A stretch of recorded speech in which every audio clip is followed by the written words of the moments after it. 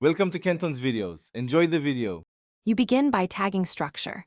Apply heading 1 for main sections, heading 2 for subsections, and heading 3 where needed. Once done, open the navigation pane to verify order and fix any misapplied headings. This ensures Word can detect entries. Make sure to save a backup. If you're mid-draft, use save as with a version number. These steps set the foundation. Word's table of contents generator pulls from styles, so accurate, consistent use of headings is essential for predictable results. You now insert the table of contents. Place the cursor at the desired location, then go to References and pick Table of Contents. Choose an automatic style for speed, or select Insert Table of Contents to control levels, tab leader, and page numbers. Once the dialog is set, confirm the number of heading levels, usually 3, and click OK. If you want a different font or spacing, modify the TOC styles. This changes appearance without breaking links.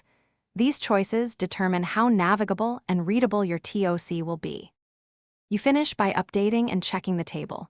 Right-click the TOC and choose Update field. Select Update page numbers only for minor edits, or update entire table after reorganizing headings. If entries are missing, inspect the source. Ensure those titles use heading styles, not bold or manual size changes, because the TOC reads styles.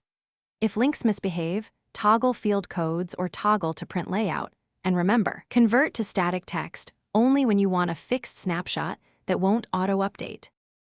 Thanks for watching. Consider subscribing if we helped you.